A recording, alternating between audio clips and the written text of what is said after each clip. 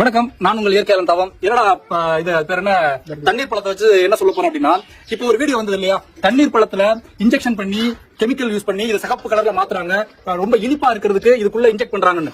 இதை இந்த டயத்துல ஏன் வந்து வெளியில விடணும் அப்படின்னா, நம்ம விவசாயிகள் செய்யக்கூடிய தர்பூசணி பழத்தை ஒழிக்கிறதுக்கு தான்.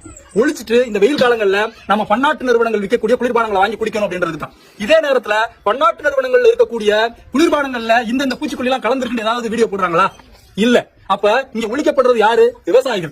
வாழ்றது யாரு? பன்னாட்டு நிறுவனங்களுடைய குளிர்பானங்கள். அதனால இந்த வெயில் காலம் ஆரம்பிச்ச உடனே இந்த பழத்துல அது இருக்கு, இந்த பழத்துல இது இருக்கு அப்படின்னு நம்மள்ட்ட பரப்பி இந்த வெயில் காலத்துல விவசாயிகள் உற்பத்தி பண்ணக்கூடிய தர்பூசணி மட்டும் கிடையாது, வெள்ளரிக்கால இருந்து எல்லா பழங்களுமே நம்ம சாப்பிடக்கூடாதுன்ற ஒரு கட்டமைப்பை இந்த உலகம் உருவாக்கிட்டு இருக்கு. அதை நம்ம உடைக்கணும். நீங்கெல்லாம் நான் சொல்றேன், இயற்கையாலனா தர்பூசணி வாங்கி சாப்பிடுங்க.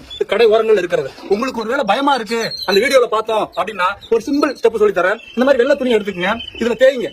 தேய்ச்ச உடனே இந்த மாதிரி சிகப்பு கலர்ல ஆயிடும். ஆகுதா? அப்படியே வாங்க. இது என்ன பண்ணணும்னா தண்ணியில அலசணும். தண்ணியில அலசிட்டீங்கன்னா இது உண்மையான சிவப்பு அப்படின்னா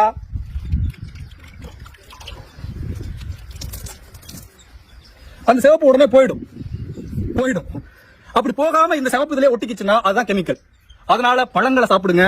நான் இதை பன்னாட்டு நிறுவனங்களுடைய குளிர்பானத்திற்கு எதிராக போடல. என்னுடைய விவசாயிகளுடைய பழங்களை வாங்குறதுக்கு ஆள் இல்லாம போயிடக்கூடாதுன்னு போடுறேன். அனைவருக்கும் பகிருங்கள். நன்றி. அன்புடன் உங்கள் இயற்கையாளன்.